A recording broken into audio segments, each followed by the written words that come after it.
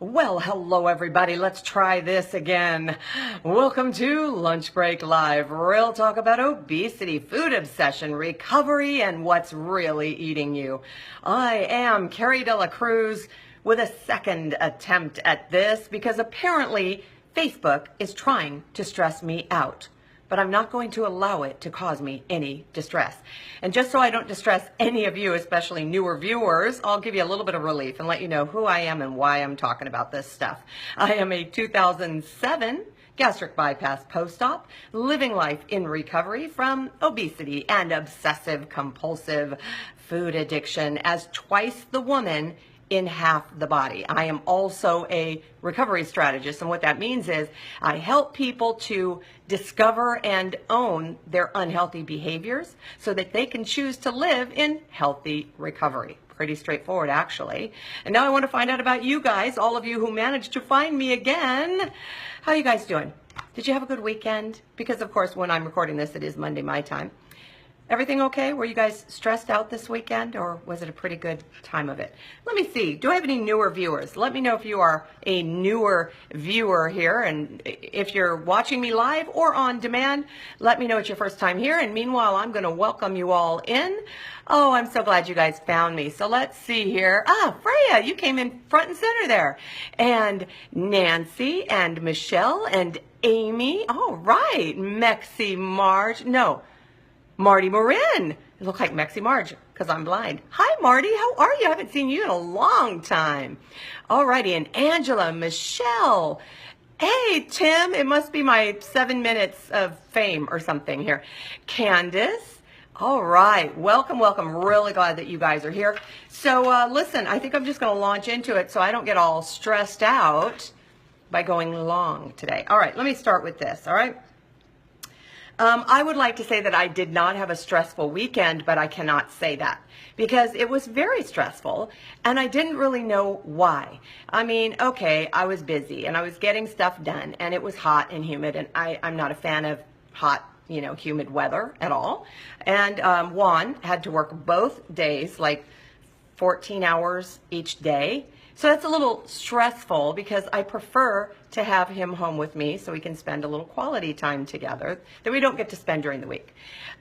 We did find time to have some fun, but here's the thing. So yesterday, since he was also working on Sunday, that meant I went to church by myself.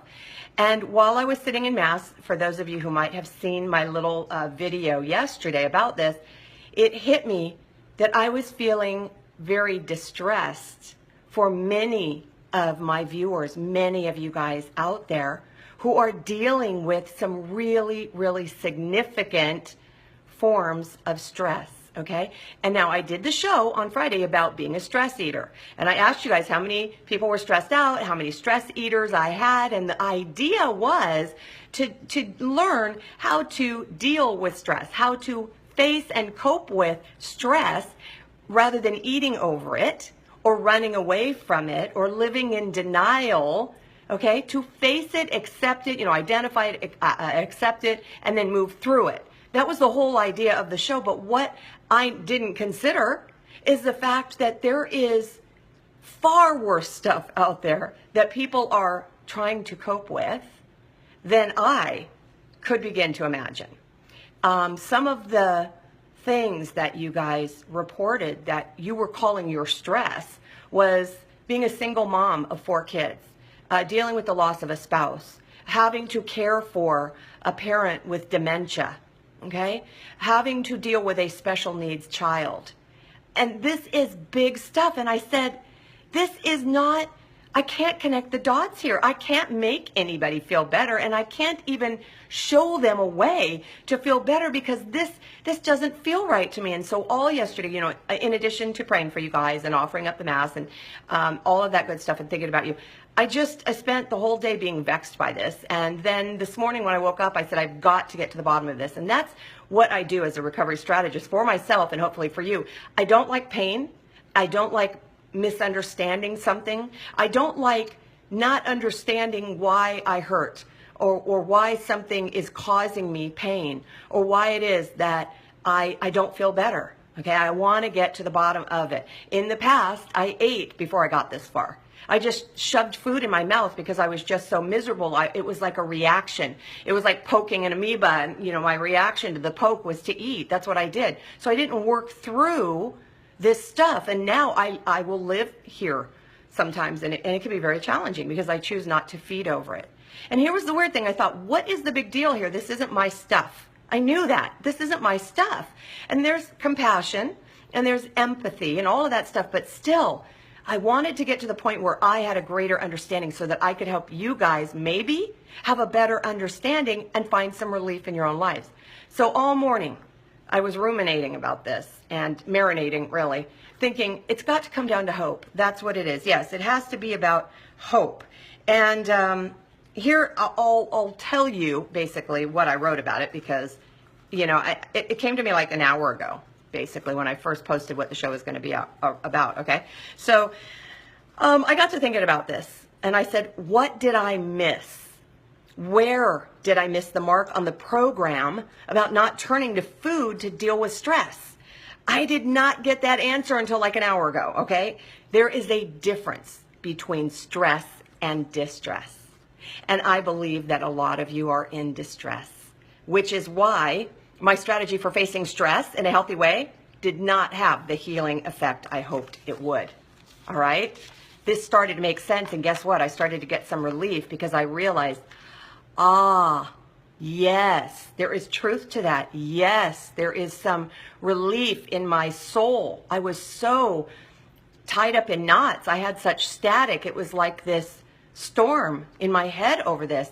But when I got that message, it was like, there was peace. There was relief. And I had been thinking and focusing on hope. So when I woke up this morning, I was sure that's what it is. Yes, these people have no hope. I just need to remind everyone to have hope. We've got to have hope. Hope, hope, hope. Nope. It wasn't hope. Okay. I said, well, maybe the hope that everything will turn out okay in the end. Like that Indian proverb that says, everything will be okay in the end. If it's not okay, it's not the end. I said, yeah, that is totally it. Simple. Okay. But the stuff that many of you guys mentioned on Friday went far beyond being okay. That's not the goal. It's not the goal to just be okay. It bordered, to me, on the difference between surviving versus throwing it all away. It was that significant, okay? That's what came to me. And that's when it hit me. This really isn't about hope. It is about the fact that what many of you guys are dealing with is distress, and that's way different than stress. How so? I looked it up. Of course, that's what I do. I look things up because I want to know what other people had to say about this. And as it turns out, a lot of people have a lot to say about it. Essentially, stress is great worry caused by a difficult situation. Okay? So you lose your job and you have financial stress as a result of losing your job. Now, distress is extreme worry, sadness, and pain. Okay? Stress describes a mental state created by excessive pressure or work. Distress is created when people have been subjected to traumatic experience. Are you beginning to see where there might be a difference in your own lives? Stress is being imbalanced physiologically or psychologically by something called stressors. So the goal is to find, achieve, or maintain balance and reduce the stress condition. That's the goal of relieving stress. So the hope is that people can adapt and change through something called stress response. The thing is, stress that is not adapted to for a long time or stress that is really, really intense may result in distress. That kicks it up a notch, okay? And it could be said that distress causes stress and stress causes distress, but the two things are actually really, really different. Stress can be caused by good or bad experiences, which we talked about last week. We talked about that, and I thought that was really revealing. That was really fascinating. You could be stressed about failing an exam, or you could be stressed about winning the game. See? Stress. That's not distress, okay? Basically, distress is the inability to cope with stressful conditions. Acute or chronic stress can be regarded as distress because it brings pain and a sense of not being able to control the stressor. You cannot find relief or peace. Is this beginning to resonate a little bit with you guys? So where stress can be viewed positively or negatively, most agree that distress is negative. Distress is not positive, although it can lead to positive experiences. Okay, we can have growth, positive growth out of distress, but really it's not either positive or negative in and of itself. Okay, so some people say that stress is a feeling caused by challenging or difficult situations, while distress is a state of extremes: worry, pain, sadness. Big difference. Stress, it develops as a result of everyday life. It can be alleviated with relaxation techniques and a change of schedule, right? Changing the scenery, a long list of things, go for a walk, garden, stuff like that, okay? And it is commonly experienced and does not typically come with a stigma. You could say that you're stressed out and people aren't going to think much of it other than to say, yeah, I get you, me too. Yep, who isn't? Stress doesn't have a stigma, okay? But distress, which might look like anxiety or depression, okay? It's usually associated with an event or a series of events. It can be alleviated or removed with a change in environment or removal of stress, okay? You can get some relief by friends, like a support network, friends, family, networks, like other people who have experience. They have a shared experience with your distress, right? So you join a grief group. People who have experienced grief, the loss of a spouse, the loss of a child. And then you have that commonality. It does not change the traumatic experience that brought you together, but that sharing of empathy and bonding together and realizing that you're not alone can help you to begin to experience some relief and some coping and living with. And counseling can help. And I encourage it very, very strongly, okay? So what do you guys think? As I'm describing this stuff, I want to know what percentage of your stress rises to the level of distress. I'm going to suggest that you guys sit down and make a list of everything that's eating you up, everything, whatever it is, and then determine whether it's distress or stress. Right now, when we are just a ball of stress, we might want to elevate everything to the level of distress, right? Because we can't see the forest for the trees. It's all one big, ball of knots, okay? But as we begin to coax it apart, coax all the tangled yarn and, pull out the separate strings, we begin to see, I understand, yes, this was very knotted up and this one's going to take a lot more work. I see, I was able to see this one clear. This one was clouding my vision for my ability to cope with this really big knot over here. I might be able to make something out of these, pieces of yarn and string that I just disentangled, right? So I might be able to make something good out of this, whatever it is. But sit down and start doing that. And a good way of figuring this out is to see if changing the scenery would help you address the stress or simply distract you from it, okay? And I think that this kind of gets to the heart of why so many of us say things like, well, the doctor told me to go out for a walk when I feel like I want to eat, but walking won't make me feel better. Or support group, we always talk about finding alternatives to eating, but I don't understand how knitting socks will make me feel better about my child's cerebral palsy. I don't see how gardening is going to take away the grief of my wife or husband's death. Get it? That's a big difference, isn't it? So stress, I had a bad day at work, okay? Stress, you know what, my car's in the shop. Okay, so my car's in the shop and it's going to cost me money to repair it. Distress is I was in a massive accident and my car was totaled and I was injured. Big difference, right?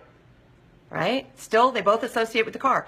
Gardening, you say, well, gardening, change of scenery, that might help for stress, but it's not going to help me in the loss of my spouse. Planting a tree in honor of your spouse might help you to find meaning to your own life and memory and honor to your spouse's life. And it might make you feel better for a while, but it does not remove the source. It does not remove the trauma that created that distress. Are you guys beginning to see this a little bit? Now, I don't want to define stress or distress for anyone. I'm not a psychologist. I'm not an expert at this stuff. I'm just not going to do that. That is where therapy comes in really, really handy. And again, I do encourage you guys to do that. I just want to encourage you guys to not eat in response to whatever it is. Okay, whether it's stress or distress, I just want to encourage you guys not to eat in response to it, not to participate in unhealthy behaviors like drinking or shopping or gambling. Anything that really doesn't help. It doesn't alleviate stress, and it does not begin to give you any meaning or purpose to the cause of the distress in your life, okay? It's not going to eliminate the change or change the distress, and it will not force you to face the reason for your stress, okay? In other words, let me say that again. Eating over it will not change the reason that you are distressed.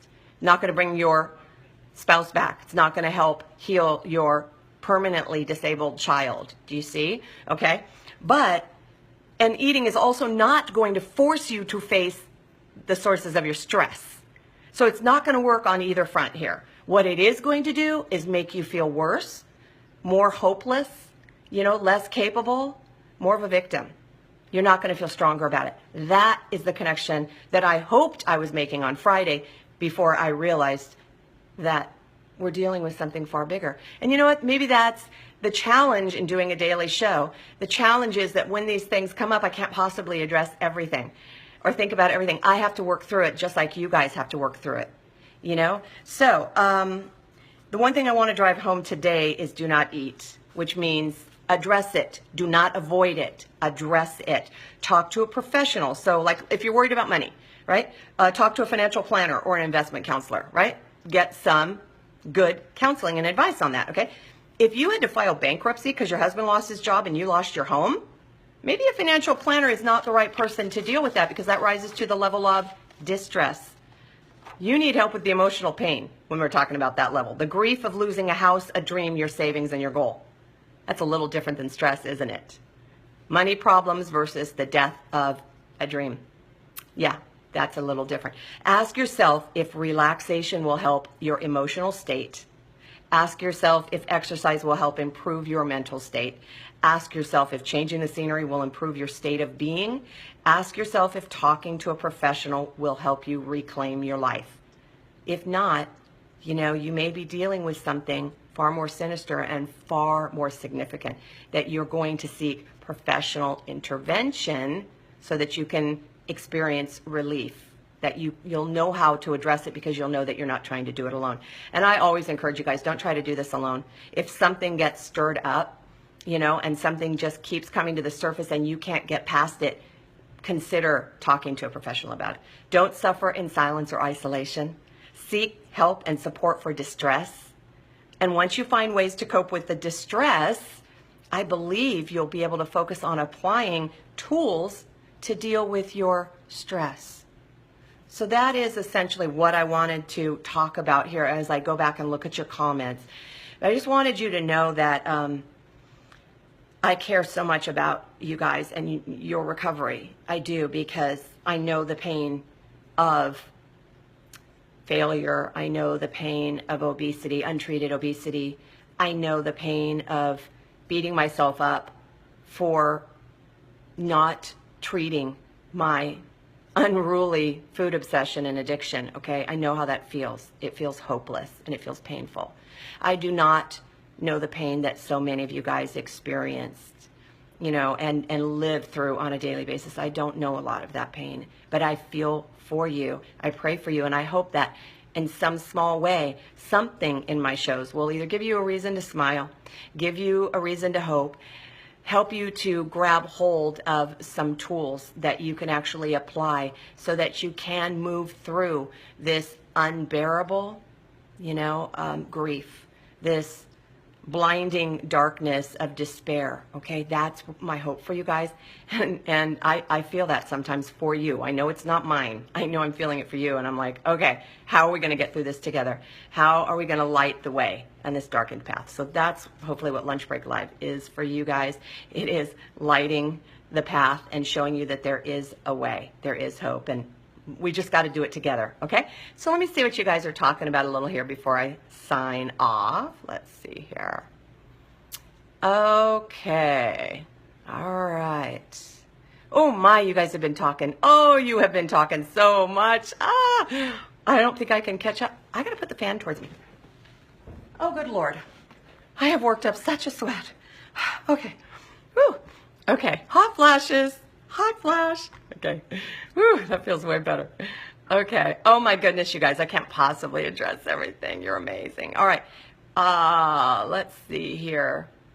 Stress-free weekend for some of you. All right, starting your third week, Amy, on something. I'm trying to remember. You guys have a lot of stories, and I try to keep up, and I don't always do real well.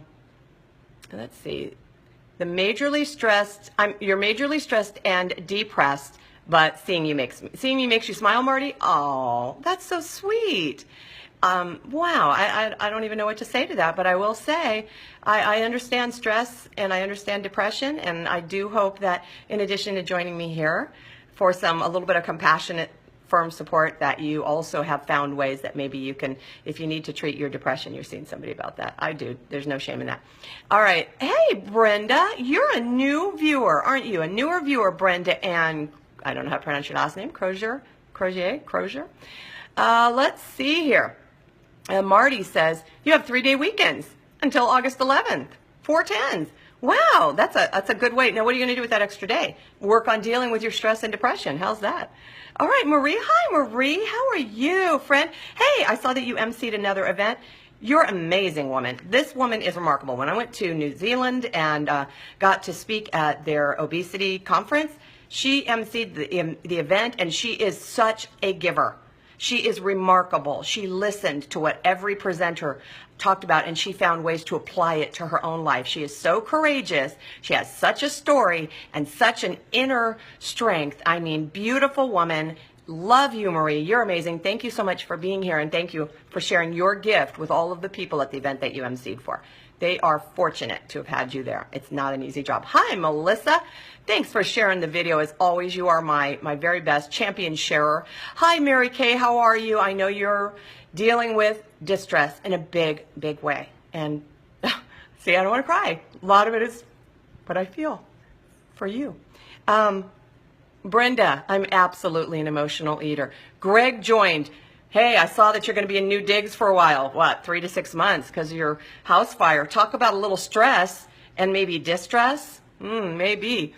Let's see here. I'm going to scroll through. Hi, Nancy. Welcome in. And I am just going to, wow, you guys are talking so much, and I love that. And I don't want to disturb it. I don't want to disturb it. There's so many of you guys saying wonderful things, powerful things, and I want to thank you for the encouragement and support that you give one another. So while I'm sitting here yammering away and talking and not seeing what you guys are saying to one another, I love that you are reaching out and you're letting people that you haven't even met personally and don't even really know, aside from online and aside from our group here that we have created.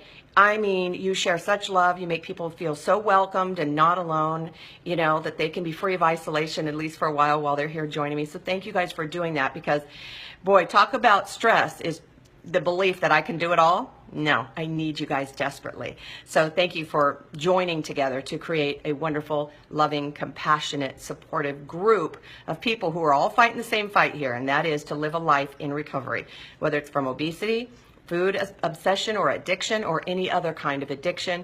I think you're in the right place, and thank you guys for being here and putting up with me while I work through some stuff. And I hope that something I said here today will result in a little bit of peace, a little bit of relief, and a lot less eating over it. Okay, guys? So listen, I'm going to sign off. I will see you guys tomorrow as ever. But in the meantime, I'm going to remind you all to have courage, seek peace, embrace joy, and above all, live your recovery. Remember, you can't stop feeding what's eating you if you don't know what's eating you. I will see you guys tomorrow. Please remember to share the show. And if you want to support me, visit CariDelaCruz.com/Patreon, Patreon. Thanks, guys. Love you bunches.